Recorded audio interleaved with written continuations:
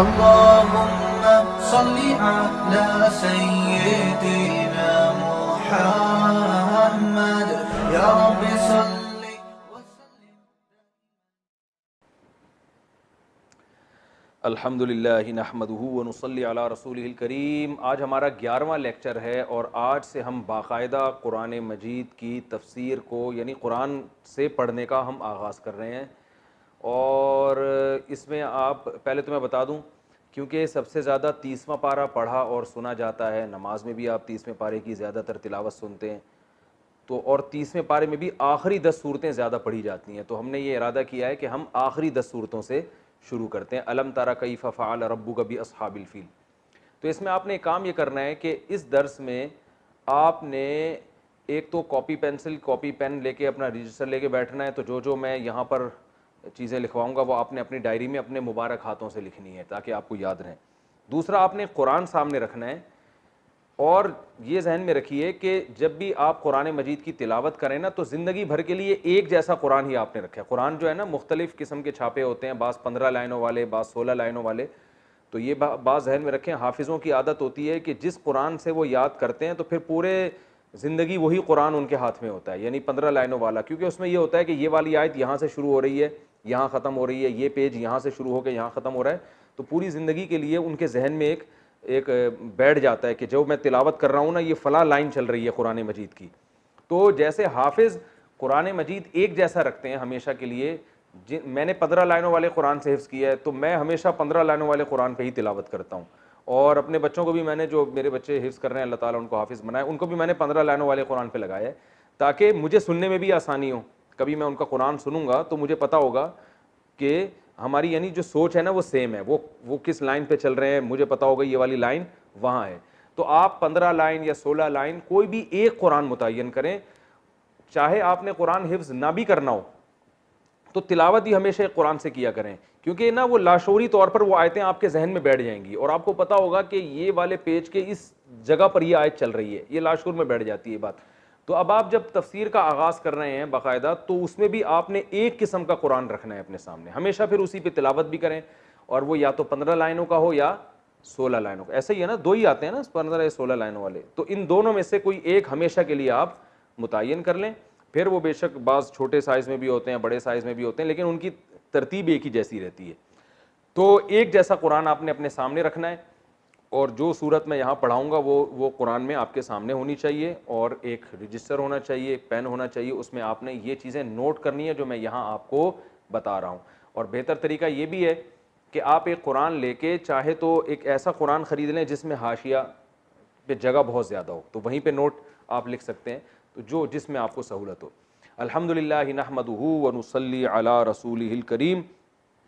آج ہمارا تفسیر کا پہلا لیکچر ہے, یعنی تفسیر سے میری مراد ہے کہ گرامر کے بعد جو باقاعدہ قرآن سے ہم صورتوں کا آغاز کریں گے اس کا آج پہلا لیکچر ہے. تو یہ پہلے میں 10 لیکچر جو دے چکا ہوں یہ گرامر کے ہیں, اس کے بعد انشاءاللہ ہم آگے تفسیر پڑھیں گے. تو آج ہی آپ کو اندازہ ہو جائے گا کہ میرا تفسیر پڑھانے کا انداز کیا ہوگا. پہلے جو گرامر کا حصہ ہے وہ ہوگا, اس کے بعد میں انشاءاللہ اس صورت کا ترجمہ اور تفسیر بیان کروں گا. پہلی صورت جو آج ہم پڑھیں گے وہ ہے الم تری کیف فعل ربک باصحاب الفیل. پہلے ہم اس کو حل کرتے ہیں کہ اس کا لفظی ترجمہ کیا بنتا ہے. پہلا لفظ ہے الم تری. الم تری میں علم کیا ہے؟ آ جو ہے نا عربی میں آ, یہ سوال کے لیے آتا ہے, کوشچن مارک ہے. یہ کوشچن مارک تو نہیں کہہ سکتے کہ یہ سوالیہ ایک جملہ ہے, ٹھیک ہے نا, جیسے اردو میں کہتے ہیں کیا. علم, علم کا آ کا معنی کیا ہے؟ کیا, ٹھیک ہے. انتا زیدن, کیا تم زید ہو؟ اگر آپ کہیں گے انتا زیدن تو مطلب کیا ہے؟ تم زید ہو. انتا زیدن کا مطلب کیا تم زید ہو. کتنی مختصر زبان ہے نا, آ لگا دیا. آ کا معنی کیا ہے؟ لم کا معنی کیا ہے؟ کل میں نے آخری جو لیکچر تھا نا ہمارا گرامر کا, اس میں بتایا تھا نم کس کے لیے آتا ہے؟ لم نفی, نفی کے لیے. یہ ترا کیا ہے اس کو سمجھیں. میں نے کہا تھا نا اردو کے الفاظ ہی استعمال ہو رہے ہیں, یعنی اردو میں ہوتے ہیں, تو ترا بھی اردو میں ہے. اصل میں یہ تھا تر ایو.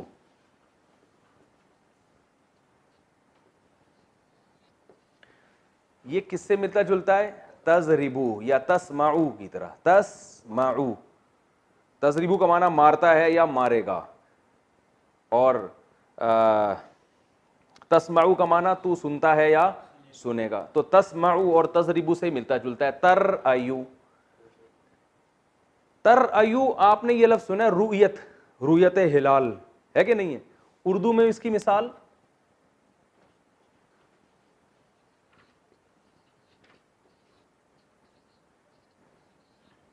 رؤیت ہلال,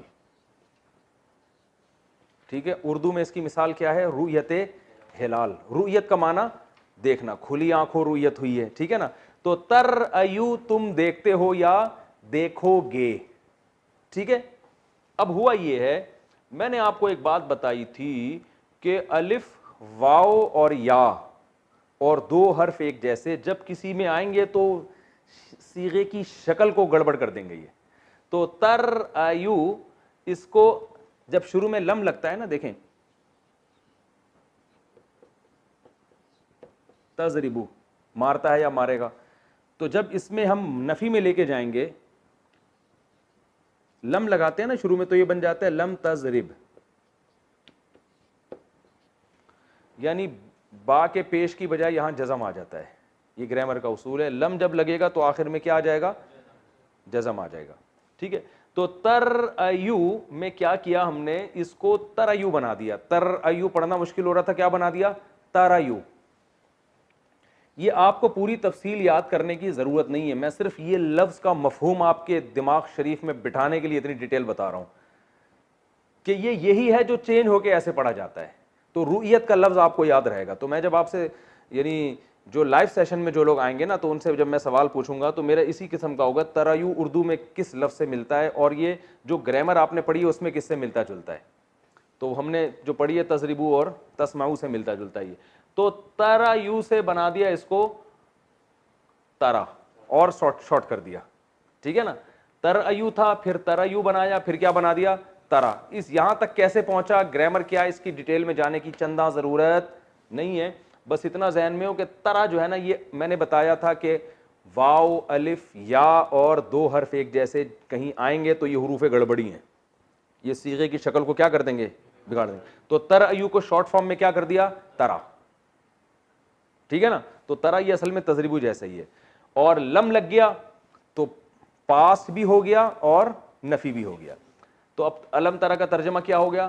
الم ترا کیا تم نے نہیں دیکھا, ٹھیک ہے نا. ترایو کا مطلب تھا تم دیکھتے ہو یا دیکھو گے. ترایو کو شارٹ میں ترا بنا دیا, لم سے پاس میں چلا گیا. الم ترا, لم ترا تم نے نہیں دیکھا, الم ترا کیا تم نے نہیں دیکھا. تو الم ترا کا ترجمہ کیا ہوا؟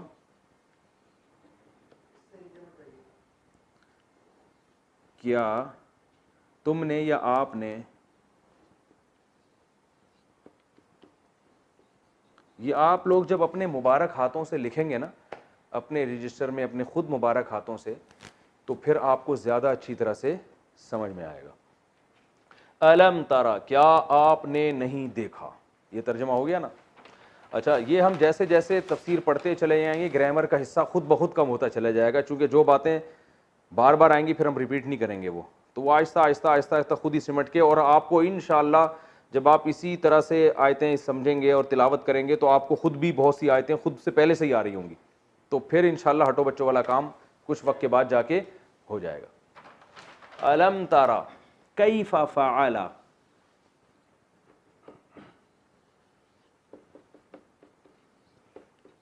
بہت مزیدار جملہ ہے یہ, بہت آسان ہے. کیفا کیسے, عربی میں پوچھتے ہیں کیفا حالک, کیا حال ہے بھائی.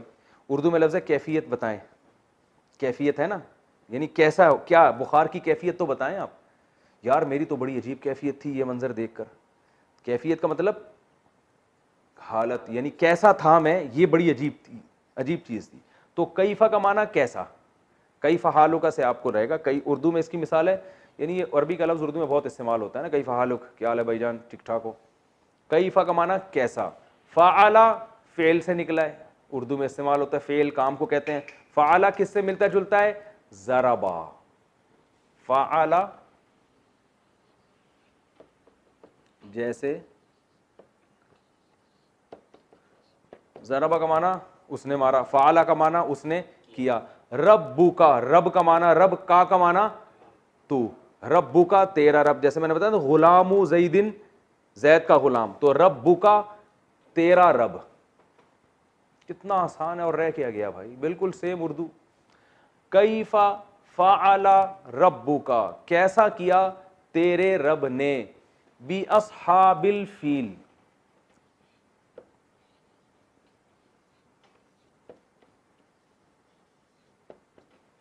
اصحاب کہتے ہیں ساتھی کو, صاحب, صاحب کی جمع کیا ہے,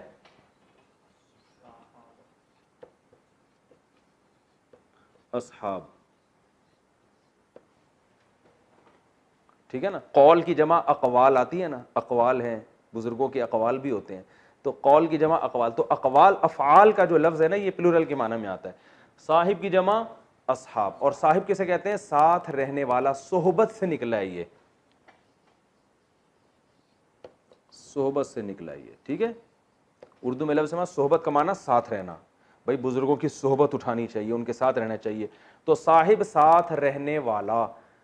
تبھی قرآن میں آتا ہے نا, یوم یفر المرء من ابیہ, انسان اپنے باپ سے دور بھاگے گا, و امہ و ابیہ, اپنی اماں سے اپنے باپ سے دور بھاگے گا, اپنے بھائی سے دور بھاگے گا, و صاحبتہ, اپنے ساتھ رہنے والی سے بھی دور بھاگے گا.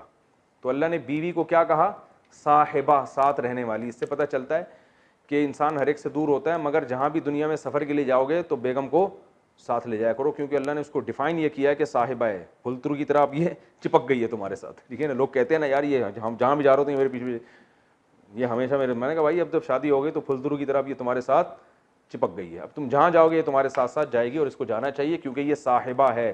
صاحب کی مؤنث کیا آتی ہے, صاحبہ. تو اس کو والا بھی کہتے ہیں, جو آپ کے ساتھ ہوتا ہے, آپ والا ہوتا ہے نا. ارے گولے گنڈے والا کسے کہتے ہیں, جو گولا گنڈے کی دکان ہر وقت گولا گنڈا ساتھ لے کے گھوم رہا ہو نا. سبزی والا جو سبزی کو ہر وقت ساتھ لے کے گھوم رہا ہو, تو گول گپے والا جو ہر وقت. تو صاحب کسے کہتے ہیں, والے کو, والا, دودھ والا, صاحب الملک, ٹھیک ہے نا, ٹھیک ہے نا. تو صاحب اللبن, ٹھیک ہے نا, صاحب المال, مال والا. تو اصحاب میں نے والا. فیل کسے کہتے ہیں, ہاتھی کو. یہ لفظ اردو میں استعمال نہیں ہوتا, تو کچھ خود بھی یاد کر لیا کریں. آپ اس فیل کے لفظ میں اچھا فیل محسوس نہیں کر رہے ہوں گے کیونکہ اردو میں اس کی مثال نہیں ملتی. تو فیل کہتے ہیں ہاتھی, ایلیفنٹ, ٹھیک ہے نا. کتنا آسان ہو گیا. کیف فعل ربک, با کا معنی ساتھ, جیسے ہم کہتے ہیں نا بسم اللہ الرحمن الرحیم. جب ہم سورہ فاتحہ پڑھیں گے نا تو وہاں پھر میں بسم اللہ کو بھی ڈیفائن کروں گا, اللہ کے نام کے ساتھ. تو با کا معنی کیا ہے, ساتھ. یہ اپنی ڈائریوں میں آپ لوگ نوٹ کرتے رہیں. تو الم تارا کیف فعل ربک, آپ نے دیکھا نہیں کہ آپ کے رب نے کیسا کیا, بی اصحاب الفیل, ہاتھی والوں کے ساتھ. اصحاب کا معنی کیا ہو گیا, والے, ٹھیک ہے نا, جو ہاتھی لے کر آئے تھے, جو ہاتھیوں کے ساتھ تھے, ہاتھی والوں کے ساتھ آپ کے رب نے کیسا کیا. الم تارا, آپ نے دیکھا نہیں, ٹھیک ہے نا. تفسیر تو بعد میں ہوگی نا, پہلے میں اس کو حل کر دوں. الم یجعل کیدہم فی تضلیل,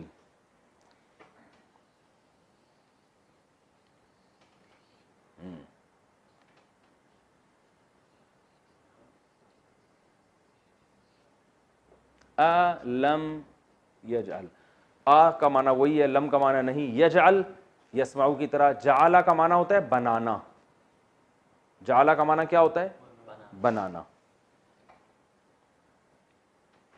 تو یجعل بناتا ہے, لم یجعل نہیں بنایا. لم یجعل کیا نہیں بنایا اس نے, کیدہم, قید کہتے ہیں تدبیر کو. قید کسے کہتے ہیں, جو چالاکیاں اور تدبیر ہوتی ہے نا, مکائد الشیطان, اردو میں یہ لفظ استعمال ہوتا ہے مگر بہت گاڑی اردو میں استعمال ہوتا ہے, شیطان کی بری تدبیریں. تو قید کسے کہتے ہیں, بری تدبیر, تدبیر جو بری ہو. تضلیل, فی کا معنی میں ہوتا ہے نا, 100% کہتے ہیں نا, فی کسے کہتے ہیں عربی میں کو, ان.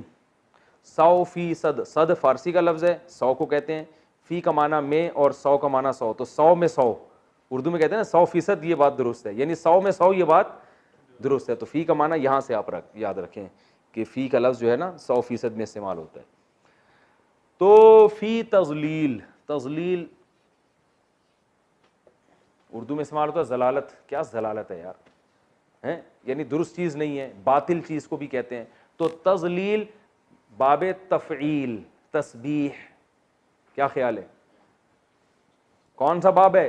باب تفعیل. کیا مطلب؟ کسی چیز کو ضلالت کر دینا. ضلالت کا مطلب خراب کر دینا, باطل کر دینا, یہ ضلالت سے نکلا ہے. گمراہ کو بھی ضال کہتے ہیں نا, وہ بھی باطل ہوتا ہے. تو تضلیل باطل کر دینا, ٹھیک ہے نا, باطل کرنا.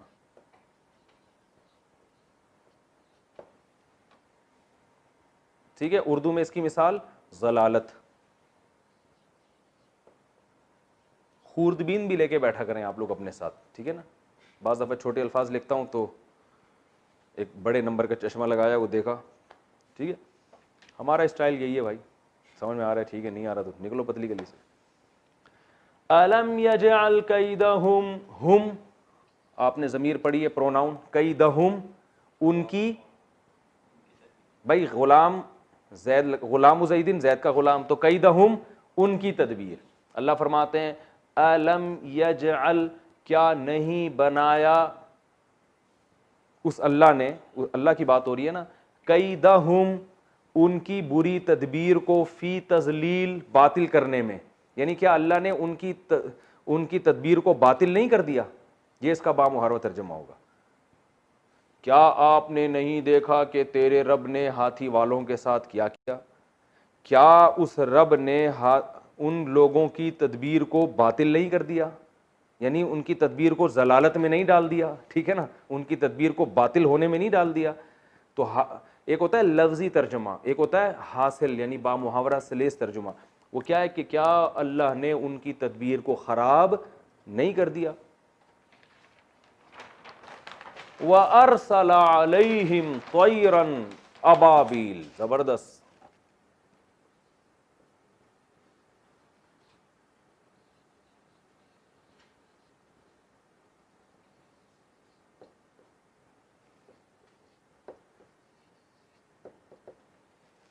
واو کا معنی اینڈ, اور ارسلا اکرما کی طرح ہے. ارسلا اکرما, آپ نے پڑھا ہے اکرما, ضربا پھر اکرما, باب اکرام سے آتا ہے اکرما, اکرام کیا اس نے. ارسلا کا معنی بھیجا, اردو میں استعمال ہوتا ہے ارسال. ویسے تو پارسل بھی کہتے ہیں نا, وہ انگلش سے نکلا, لیکن وہ بھی ملتا جلتا ہے. پارسل, پارسل کر یار, ادھر بھیج, ارسال, ٹھیک ہے نا. رسالہ آیا ہے میرے پاس, کہتے ہیں نا.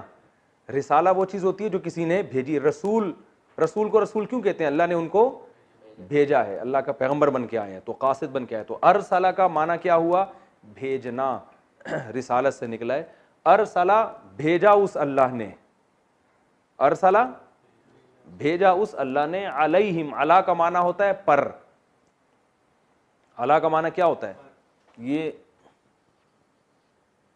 پر کا معنی وہ پرندوں کے پر نہیں, کسی چیز کے اوپر. جب علیہم, ہم ضمیر, ہوا ہما ہم, ایسے آتا نا, ہم اور ہم ایک ہی چیز ہے, ان سب مردوں کے لیے. تو ان سب لوگوں پر, طیرن پرندے کو کہتے ہیں, اردو میں استعمال ہوتا ہے طیارہ.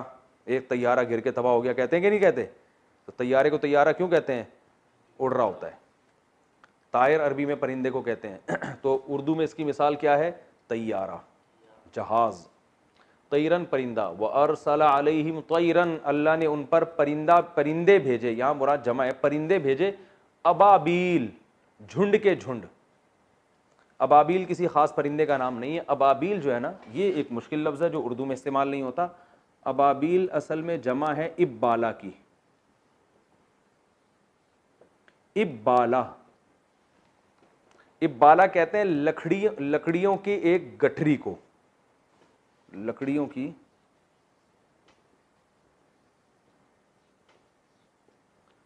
گٹھڑی, گٹھری ہوتا ہے, گٹھڑی ہوتا ہے, گٹھری, بس جو بھی ہوتا ہے, جس قوم میں جو ہے وہ یہاں ڈال دیے گا, ٹھیک ہے نا. گٹھری. ابالا کہتے ہیں, یہ تھوڑا مشکل لفظ ہے, اردو میں استعمال نہیں ہوتا. لکڑیوں کی گٹھری, اس کی جمع آتی ہے ابابیل. جمع کیا ہے؟ ابابیل. ٹھیک ہے نا, تو لکڑیوں کی گٹھریوں کا ایک پورا مجموعہ. ٹھیک ہے نا. تو اللہ فرماتے ہیں اللہ نے ان پہ پرندے بھیجے, یعنی گویا پوری, یہاں مراد لکڑیوں کی گٹھریاں نہیں ہے, کیونکہ پرندوں کا ذکر ہو گیا تو مراد کیا ہو گیا؟ پرندوں کی پوری گٹھریاں.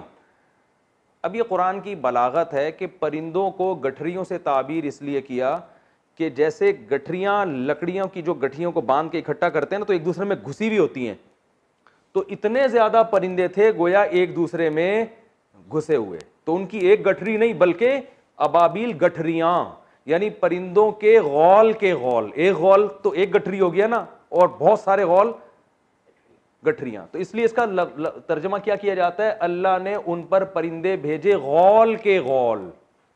داغا دے. مزہ آیا ترجمہ میں؟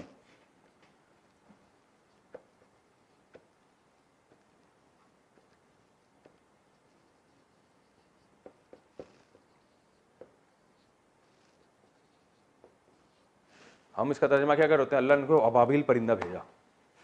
ٹھیک ہے نا. تو اللہ نے ان پر پرندے بھیجے غول کے غول, پورے غول کے غول پرندوں کے آ رہے تھے, جو سبز, اور روایت میں ملتا ہے سبز اور نیلے رنگ کے کچھ چھوٹے چھوٹے اتنے پدے پدے سے پرندے تھے وہ. وَأَرْسَلَ عَلَيْهِمْ طَيْرًا أَبَابِيلَ. ٹھیک ہے, آگے ہے ترمیہم.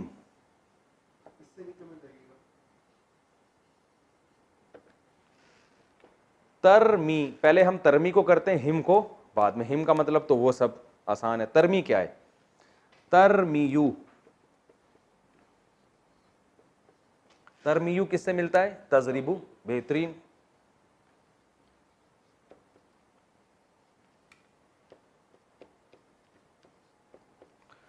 تضریبو جو ہے نا, مارتا ہے یا مارے گا. اور تضریبو ایک اور معنی میں بھی آتا ہے, گردان پڑھ لیتا ہوں پوری. یضربو, یضربانی, یضربونا. تضربو ہے نا, عورت کے لیے استعمال ہوتا ہے نا, وہ مارتی ہے یا مارے گی. تو ترمی, وہ پھینکتی تھیں. تو اصل میں یہ مؤنث کا صیغہ اس لیے استعمال کیا کہ یہ خوب سمجھ لیں کہ عربی میں جمع کے لیے بھی مؤنث کا صیغہ استعمال ہوتا ہے. گویا وہ پوری ایک جماعت تھی پرندوں کی, جس کو اللہ نے واحدہ مؤنثہ سے تعبیر کیا ہے کہ وہ پھینک رہی تھی جماعت, یعنی یہ پرندوں کی ایک جماعت. ترمی, وہ جماعت پھینک رہی تھی. ٹھیک ہے. اب آپ کہہ سکتے ہیں کہ مضارع تو حال اور فیوچر کے معنی میں استعمال ہوتا ہے نا, یہ تو پاسٹ کی بات ہو رہی ہے. تو اصل میں پیچھے ساری بات پاسٹ کی ہو رہی ہے, تو اس میں جب مضارع کا آئے گا تو اس سے مراد پاسٹ ہی ہوگا. لیکن ایسے جیسے گویا اللہ اس زمانے میں جا کر اس کو حال کے طور پہ بیان کر رہے ہیں, گویا ابھی یہ کام ہو رہا ہے. تو زیادہ گہرائی میں جانے کی ضرورت نہیں ہے, سمجھ میں آگے ٹھیک ہے, نہیں ہے تو بھی ٹھیک ہے. ترمی کا مطلب وہ پھینک رہے تھے, کیونکہ پیچھے ساری بات پاسٹ کی ہو رہی ہے, تو گویا وہ منظر آپ اپنی آنکھوں سے دیکھ رہے ہیں کہ وہ پھینک رہے ہیں گویا, حالانکہ ماضی میں کام ہوئے, لیکن اللہ تعالیٰ اس کو حال کے قریب لے کر آ رہے ہیں. یہ بلاغت کی بات ہے. ترمی, ترمی کا معنی رمی کیسے کہتے ہیں عربی میں؟ پھینکنے کو.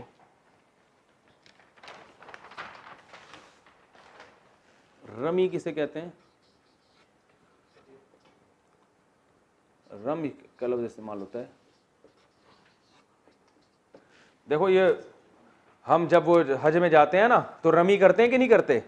7 کنکر پھینکتے ہیں, تو وہاں سے آپ کو یاد رہے گا رمی کا معنی کیا ہے؟ پھینکنا. ترمیو, وہ پھینکتے تھے, وہ پرندے پھینک رہے تھے. ترمی, آخر میں چونکہ یا آ رہا ہے نا تو ترمیو کو ترمی کر دیا. میں نے بتایا تھا واو الف اور یا گڑبڑ کریں گے ہمیشہ, تو ترمیو کو کیا بنا دیا؟ ترمی. تو وہ پرندے پھینک رہے تھے, ہم, ان کے اوپر, ان کو مار رہے تھے. بحجارہ,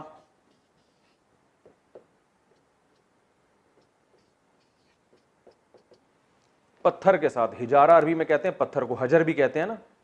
حجر کسے کہتے ہیں؟ یہ لفظ اردو میں تو استعمال نہیں ہوتا. حجر, حجر اسود زندہ آباد, اردو میں استعمال ہو رہا ہے بھائی. حجر اسود کالا پتھر, تو حجر کسے کہتے ہیں؟ پتھر کو. ہجارہ بھی پتھر کو. تو ہجارہ جیسے حجر اسود, اردو میں اس کی مثال.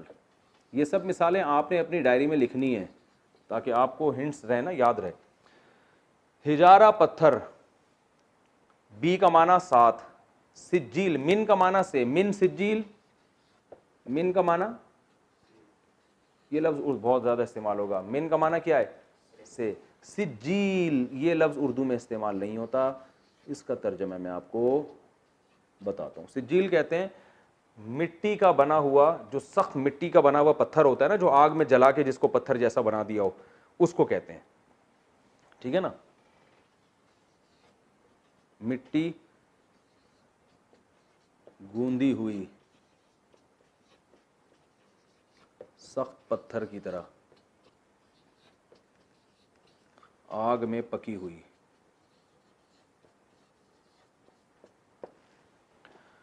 صحیح ہے نا. تو اللہ فرماتے ہیں وہ پتھر کے ذریعے ان کو مار رہے تھے، با کا معنی ساتھ، یعنی پتھر کے ساتھ ان کو مار رہے تھے. ایسے پتھر من سجیل، جو سخت مٹی کے کنکر جو ہوتے ہیں نا پکے ہوئے، اس کی جنس میں سے تھے، اس کی قسم میں سے، یعنی ان پتھروں میں سے وہ پتھر تھے. تو اللہ نے ان کے ہاتھ میں پرندوں کی چوچوں میں چھوٹے چھوٹے نا، مفسرین نے لکھا ہے کہ مسور کی دال کے برابر یا چنے کی دال کے برابر پکی ہوئی مٹی کے سخت جیسے پتھر ہوتے ہیں نا، وہ چھوٹے چھوٹے کنکریاں اس پہ پھینکتے تھے وہ ان کے اوپر. ایسی فائرنگ ہو رہی تھی ان کے اوپر اتنی چھوٹی چھوٹی چیزوں کے ذریعے. ترمیہم وہ پھینک رہے تھے، بحجارتن ان کو مار رہے تھے پتھر کے ساتھ، ایسے پتھر جو مٹی کی بنے ہوئے پتھر تھے. ٹھیک ہے نا. آگے فجعلہم،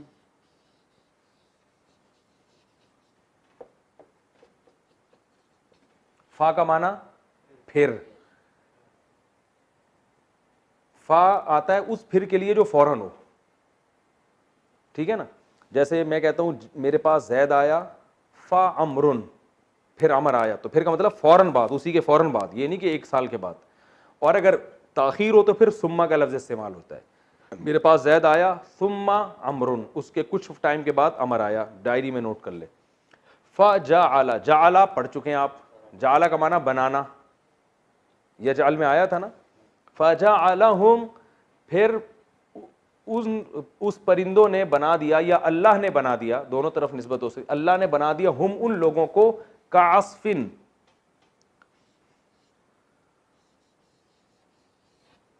کاف کا معنی ہوتا ہے طرح. جیسے ہم کہتے ہیں زیدن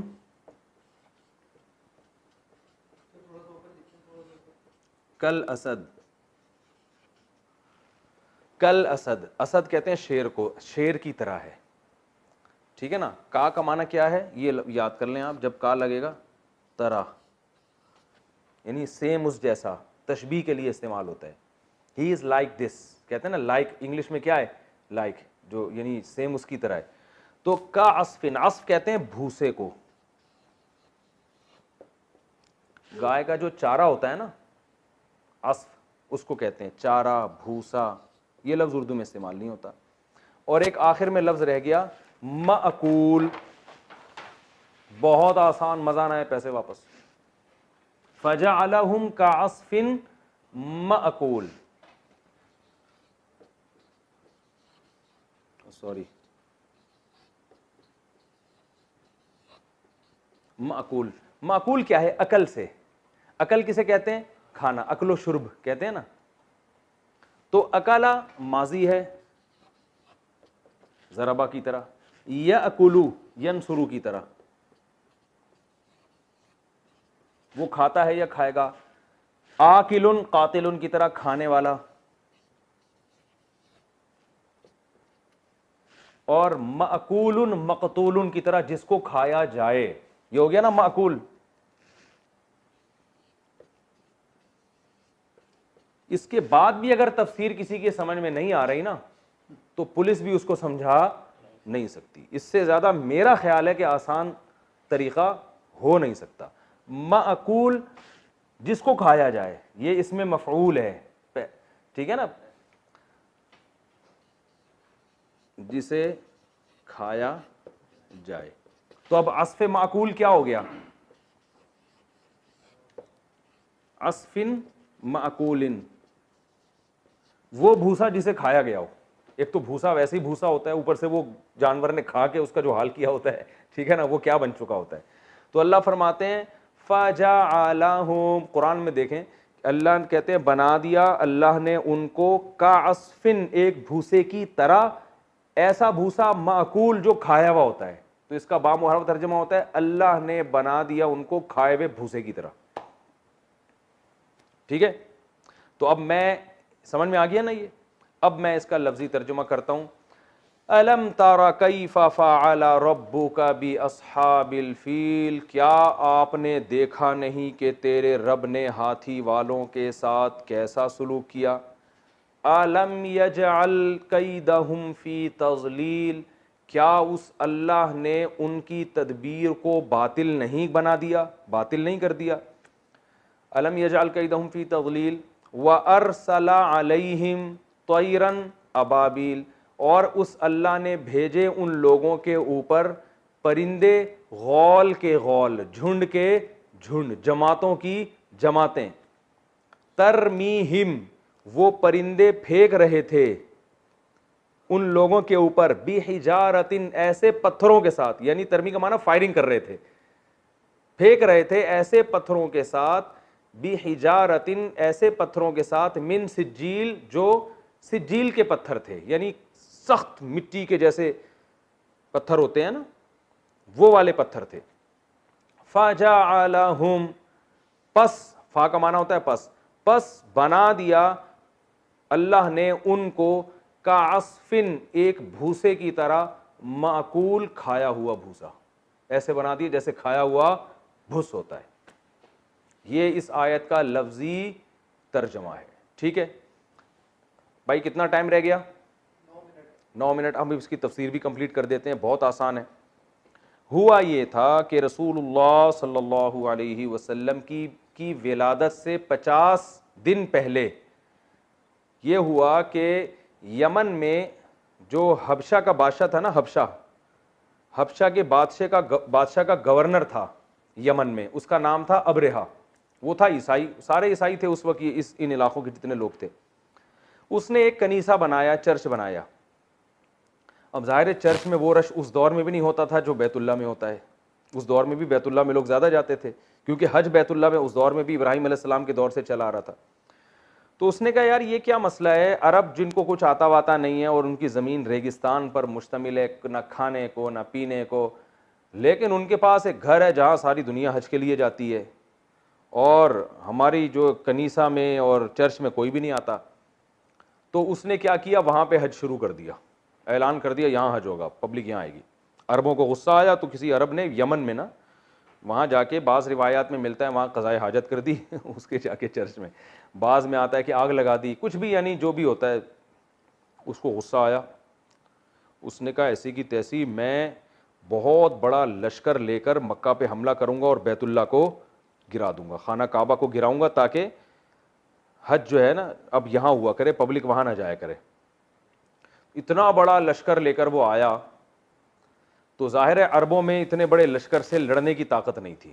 تو ابرہہ نے, کیونکہ اس وقت نبی صلی اللہ علیہ وسلم کے دادا حضرت عبد المطلب وہ بیت اللہ کے متولی تھے, رکھوالے تھے, بیت اللہ کی حفاظت پہ مامون تھے, اور ان کو اسی وجہ سے فضیلت حاصل تھی. تو ابرہہ نے ان سے ڈائریکٹ رابطہ کیا اور ان سے کہا کہ ہمارا مقصد آپ سے پھڈے بازی, آپ سے لڑائی نہیں ہے, ہم صرف بیت اللہ کو گرانے آئے ہیں اور گلا کر پتلی گلی سے نکل جائیں. پتلی گلی تو نہیں کہا, وہ میں کہہ رہا ہوں, تو نکل جائیں گے. عبد المطلب نے دیکھا کہ اتنا بڑا لشکر ہے, ہم میں اس سے لڑنے کی طاقت نہیں ہے. تو عبد المطلب نے یہ ارادہ کیا کہ بھائی ہم نہیں لڑ سکتے ان سے, اور یہ بھی کہا کہ اللہ کا گھر ہے, اللہ اس کی حفاظت کرے گا. اور وہ عبد المطلب کے اونٹ بھی لے گیا تھا, لڑائی کے دوران آیا نا, پہلے حملہ کیا تو اونٹ لے گیا. تو عبد المطلب نے ان سے اونٹ چھڑوا لیے, کہا کہ بھائی یہ میرے ہیں, میں اس کا مطالبہ کرتا ہوں, باقی رہا تک جہاں تک گھر کا معاملہ ہے اللہ کے گھر کا, تو اللہ ہے جو اس کی حفاظت خود کرے گا, اللہ کا گھر ہے. کیونکہ اسباب کی دنیا میں ان میں لڑنے کی طاقت تھی نہیں, ان کو پتا تھا ہم لڑیں گے تو مارے جائیں گے سارے.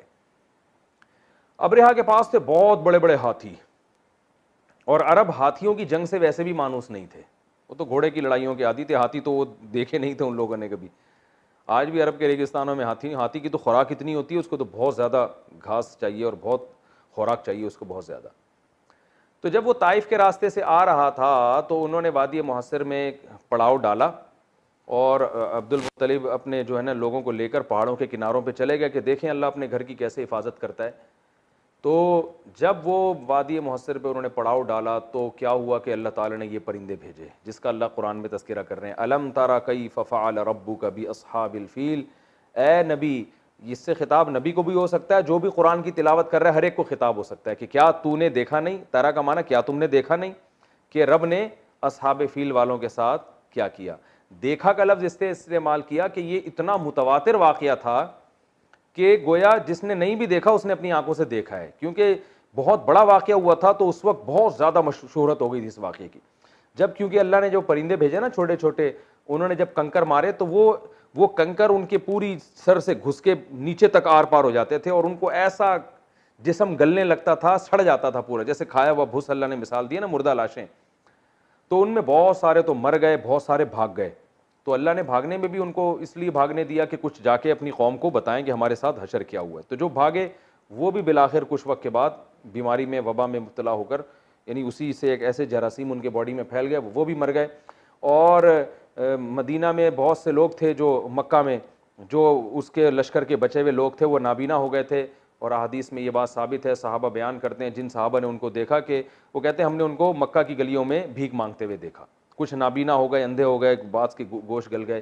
تو بہت بڑی تعداد تو ہاتھیوں سمیت مر گئی، کچھ تعداد بھاگ گئی، کچھ مکہ میں ہی رہ گئی، وہ بھاگنے کے قابل بھی نہیں بچی. تو ان کو عربوں نے بھی دیکھا. تو یہ واقعہ بہت تواتر کے ساتھ عرب میں مشہور تھا.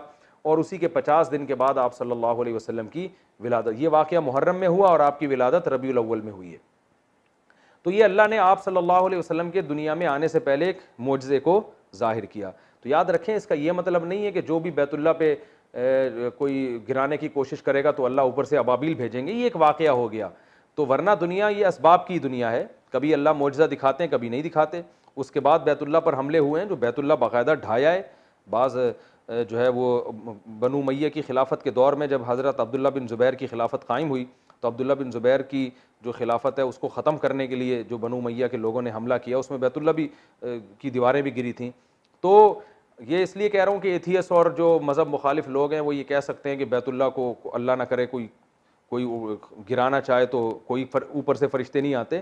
تو اللہ نے کبھی نہیں وعدہ کیا کہ جب بھی کچھ ایسا کرو گے تو فرشتے آئیں گے. حدیث میں آتا ہے قرب قیامت میں بیت اللہ کو ڈھا دیا جائے گا، حج بند ہو جائے گا.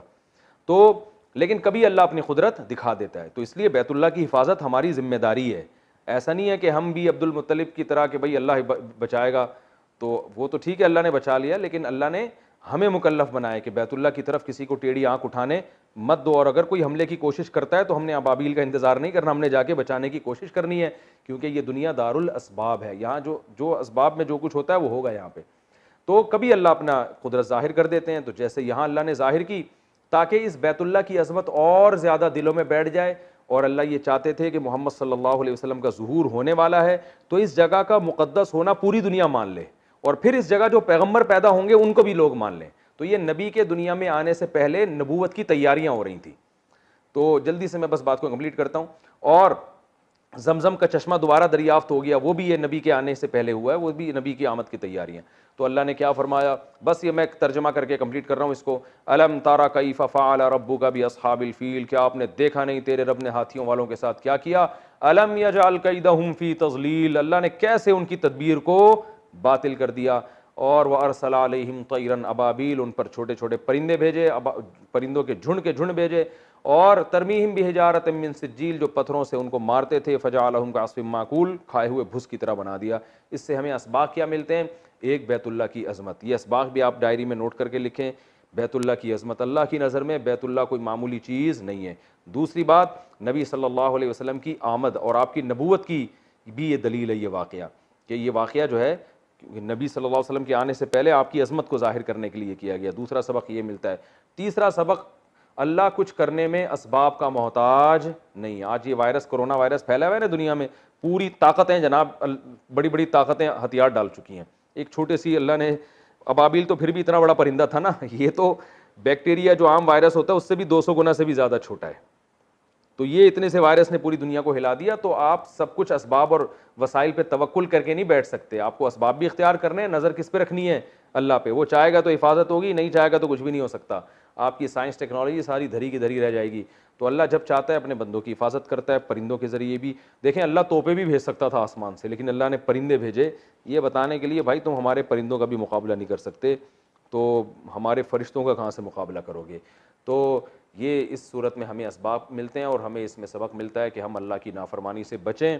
اور پھر ہمیں رزق کی تنگی کا خوف ہو تو اللہ پہ نظر رکھیں کہ بھئی اللہ کچھ کرنے میں اسباب کا محتاج نہیں ہے. عزت بھی وہ بغیر سبب کے دے سکتا ہے، پیسہ بھی دے سکتا ہے. تو سب سے پہلے اللہ کو راضی کرنا ہے، باقی سارے کام بعد کے ہیں. اللہ تعالیٰ سمجھنے کی، عمل کرنے کی توفیق عطا فرمائے. کل جو ہم درس پڑھیں گے انشاءاللہ لی ایلافی قریشن کا پڑھیں گے.